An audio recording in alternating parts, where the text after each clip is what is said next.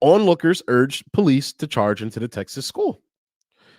Frustrated onlookers urged police officers to charge into the Texas elementary school where a gunman's rampage killed 19 children and 2 teachers, witnesses said. Wednesday, as investigators worked to track the massacre that lasted upwards of 40 minutes and ended when the 18-year-old shooter was killed by a border patrol team. Go in there.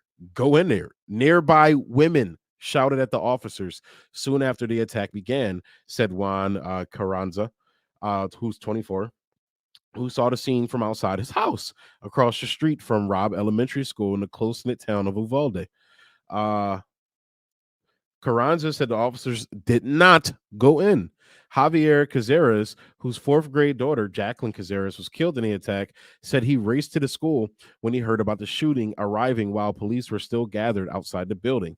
Upset that police were not moving in, he raised the idea of charging into the school with several other bystanders. This is the parents basically talking about doing what the cops should be doing.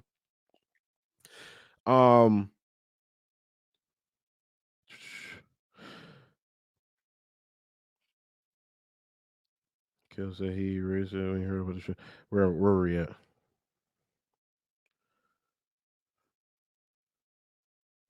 Let's just rush in because the cops aren't doing anything like they're supposed to do, he said. More could have been done. They were unprepared, he added. Minutes earlier, Carranza had watched as Salvador Ramos crashed his truck into a ditch outside the school, grabbed his AR style, and did what he did. Officials say he encountered a security officer outside the school, though there were conflicting reports from authorities on whether the men exchanged gunfire. After running inside, he fired on 2 arriving Uvalde police officers who were outside the building, said Texas Department of Public Safety spokesperson Travis Considine. The police were injured. After entering the school, Ramos charged into one classroom and began to kill. He barricaded himself by locking the door and just started shooting children and teachers that were inside that classroom. Lieutenant Christopher Oliveras of the Department of Public Safety, told CNN. It just shows you the complete evil of the shooter. All those were killed in the same classroom, he said. So the article goes on. I'm not going to read this whole thing, but you get the gist. The cops stood outside and let this guy do what he did. Now, take that nugget, right? So now that it's been, the cops have been exposed as being basically pussies and allowing this guy to kill fucking kids, we have this video coming out. Where's it at? Here we go. We have this video.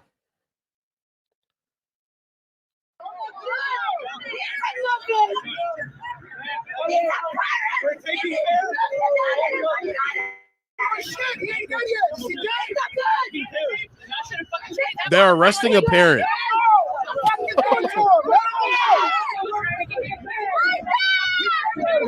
¿Qué vas a disparar, güey? ¡No es shooting!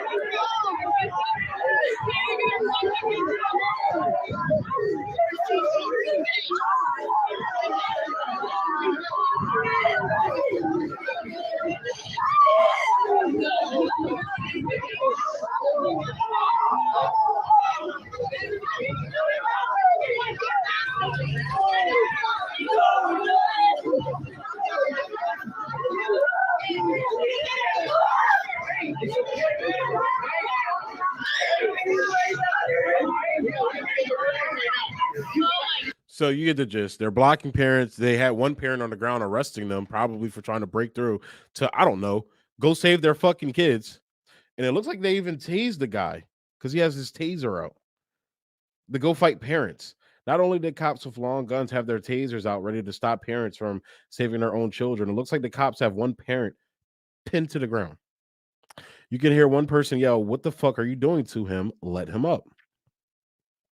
That's amazing. So any image you have in your mind that they try to put in your mind of like cops, you know, from John McClane to Mike Lowry to even Paul Blart, oh, the fat cop, but he's actually like capable. No, they're not. Because here you have a guy who's in a building killing kids. Anybody, the most pro-black anti-cop person will look at this situation and say, go kill that nigga. Anybody. This is your moment to be the hero that they try to say cops are, you know, the lifesavers they try to say cops are, and you fold like a house of fucking cards.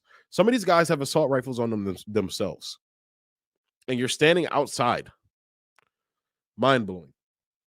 Completely and utterly mind-blowing. There's no other word that describes that except pussy. I'm sorry. Because if I have an assault rifle and I know there's kids, even if I didn't, if I was John Wick, I had a fucking pencil. And I knew there was a fucking guy in there killing kids, I'm going in. Oh, I think any rational, you know, human being of character and courage would. And it does take courage to do that. But that's apparent. That's what they tell us cops are supposed to be. And Nico House, he had the perfect tweet. I may have to look it up. Because he had the perfect tweet that sums this up. And I thought it was perfect.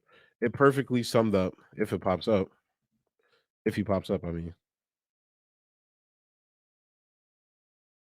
Nico had the best tweet that sums this up. Where's it at? This tweet sums it up perfectly.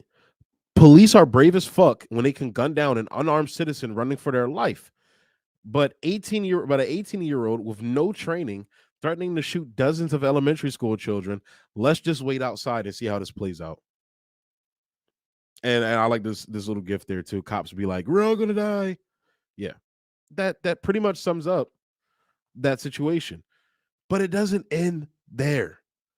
So the cops basically, with our own lying eyes, you know, the people see these cops getting exposed as being a bunch of pussies, the pussies that they are, the unprepared bitch ass pussies that they are.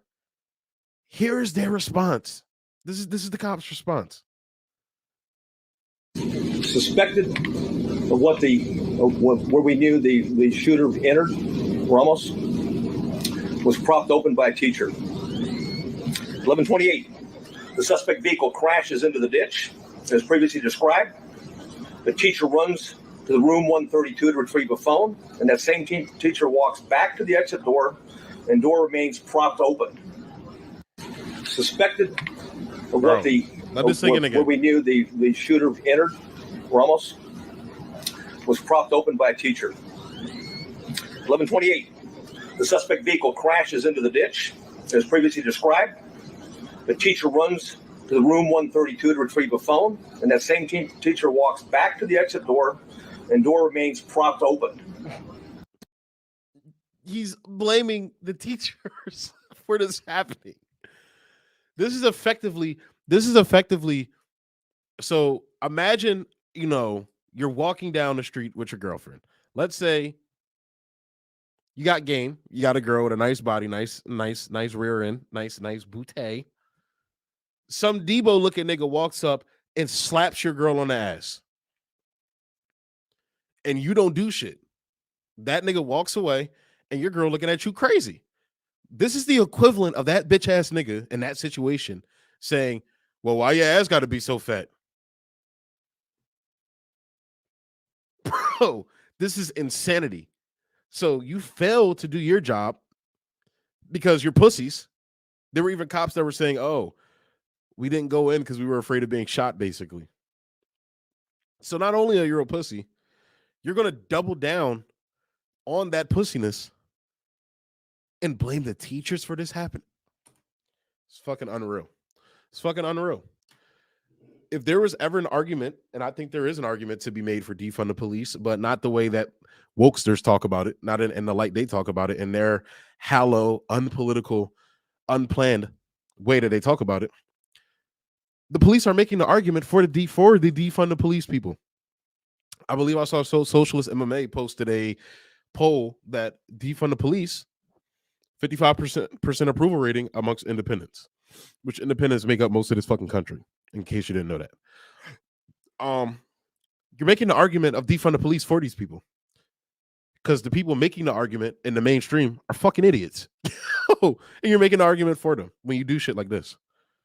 And that's coming from a person. I'm not saying I'm anti defund the police, but I'm saying I'm pro defund the police in a rational, organized way.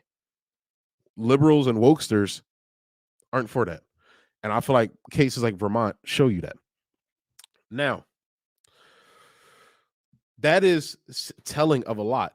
So let's get to the point of what I'm saying based upon the title of the video that I showed you. Police are not there to protect and serve you. Police are there to protect and serve the ruling class. Now, let's hop to a story that I find interesting. Not just interesting, but I think it plays into not necessarily into the school shooting aspect, but I think it plays into the policing aspect, the comment I just made. You have Elon Musk that comes out. Let me share my screen. Sorry about that, guys.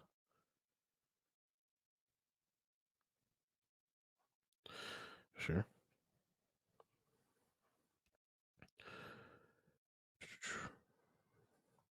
You have Elon Musk come out and says, Elon Musk says upcoming recession is actually a good thing and predicts how long it will last.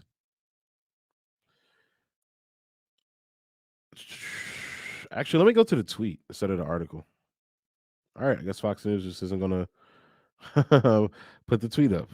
Here it is. So some Twitter user, I don't think you guys can see it. Hang on. Let me switch it over so you can see it.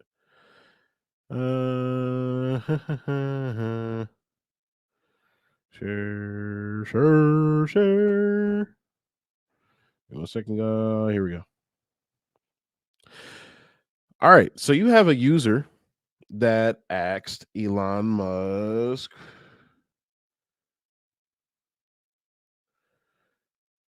Do you still think we're approaching a recession? Elon Musk responds, yes, this is actually a good thing. It has been raining money on fools for too long. Some bankruptcies need to happen. Okay, fine. That's cool. Also, all the COVID stay at home stuff. This is the retarded part. Well, not even retarded. This isn't retarded. This is who Elon is. Also, all the COVID stay at home stuff has tricked people into thinking that you don't actually need to work hard. Rude awakening inbound. How elitist of Elon Musk, who's supposed to be, this savior of the people. This billionaire is going to be the savior of our free speech. You already know how I feel about that based upon the live stream I did about that. These are the assholes that police are always going to protect. Let's go to this article. Let me switch over.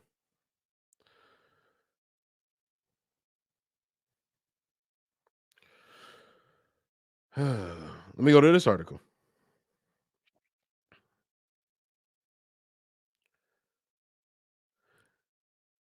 And I found this article so fascinating too. The police were created to control working class and poor people, not serve and protect. Now, this is from 2015, January 6, 2015. In most of the liberal discussions of the recent police killings of unarmed black men, there is an underlying assumption that the police were supposed to protect and serve the population. That is, after all, what they were created to do. If only the normal, decent relations between the police and the community could reestablish, this problem could be resolved. Poor people in general are more likely to be the victims of crime than anyone else. This reasoning goes, and in that way, they are in more need than anyone else of police protection. maybe there are a few bad apples, but if only the police weren't so racist or didn't carry out policies like stop and frisk or weren't so afraid of black people or shot fewer unarmed men, they could function as a useful service that we all need. This liberal way of viewing the problem rests on a misunderstanding of the origins of the police and what they were created to do. The police were not created to protect and serve the population. They were not created to stop crime, at least not as most people understand it. And they were certainly not created to promote justice.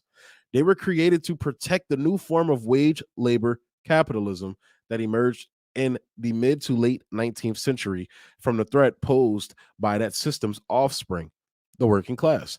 This is a blunt way of stating a nuanced truth, but sometimes nuance just serves to obfuscate. Before the 19th century, there were no police forces that we would recognize as such anywhere in the world. In the northern United States, there was a system of elected constables and sheriffs, much more responsible to the population in a very direct way than the police are today. In the South, the closest thing to a police force were slave patrols. Then, as northern cities grew and filled with mostly immigrant wage workers who were physically and socially separated from the ruling class, the wealthy elite who ran the various municipal governments hired hundreds and then thousands of armed men to impose order. Again, as northern cities grew and filled with mostly immigrant wage workers who were physically and socially separated from the ruling class, the wealthy elite who ran the various municipal governments hired hundreds and then thousands of armed men to impose order on the new working class neighborhoods. Class conflict roiled late 19th century American cities like Chicago, which experienced major strikes and riots in 1867, 1877, and 1886 and 1894. In each of these upheavals, the police attacked strikers with extreme violence, even if in 1877 and 1894, and the U.S. Army played a bigger role in ultimately repressing the working class. In the aftermath of these movements, the police increasingly presented themselves as a thin blue line protecting civilization, by which they meant bourgeoisie civilization, from the disorder of the working class.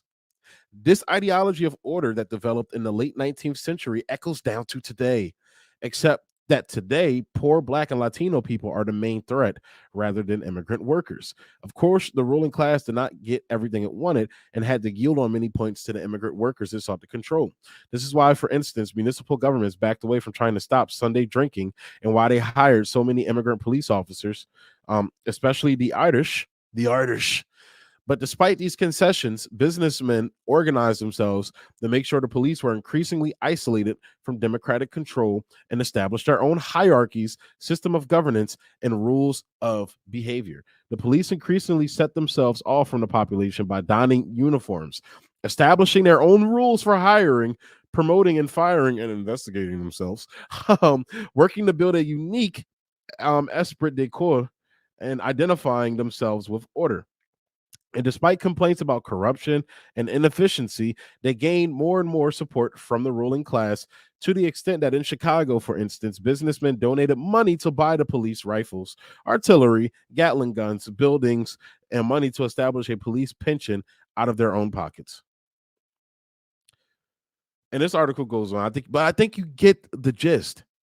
And let me put the link to this article in the chat. Police are not there to protect you, stupid.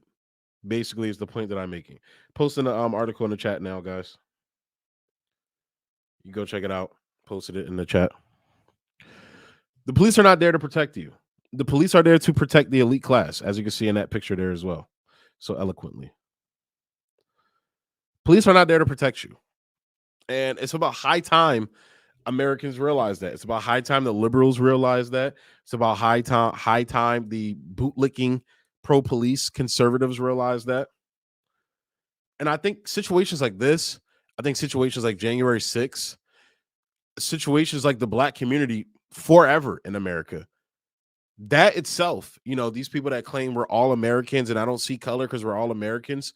Well, your fellow American has been crying out for damn near a century and a half, really for centuries, 3 or 4 centuries, but just in the sense of police crying out for a century and some change about this. And your thing has been, well, my cousin's a cop, so he can't be that bad. My husband's a cop, so he can't be that bad. They can't be that bad. My son is a cop, so the cops can't be bad. So when you have a rogue Gestapo force of the elite class that runs around like this, that runs around basically, they're a gang. The police are a gang. When you have, and at the same time, when you have economic rot and the social fabric deteriorating in America at a rapid rate, that's not a good mixture. And you're going to see situations like this. You're going to see situations like 2020 where the police were beating the fuck out of people, wholesale, nonstop. As the United States collapses inevitably into fascism, you're going to see more situations like this. And as you see, the situation in America get worse, you're going to see more situations like these school shootings, unfortunately. And it's sad to say this, but as Childish Gambino said, this is America, unfortunately. It's sad to say that. It really is. I don't like having to say that, but it's the way the cookie crumbles, unfortunately.